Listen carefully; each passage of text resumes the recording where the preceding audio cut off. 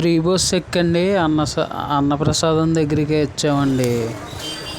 ఇచ్చి లడ్డు తీసుకుని ఇక్కడ లడ్డు కౌంటర్ ఉందండి. అక్కడ లడ్డు ప్రసాదం తింటున్నానండి. చాలా బాగుంటుందండి లడ్డు.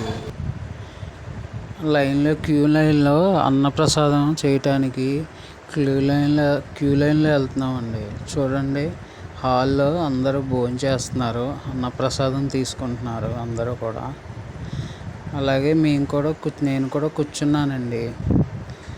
ఆకేసి, అరిటాకేసి, కూర వేసి, పప్పు వేసి, పచ్చడి వేసి, పరమాన్నం కూడా వేసారండి. బెల్లం పరమాన్నం చాలా టేస్ట్గా ఉంది. తర్వాత సాంబార్ కూడా వేసారండి.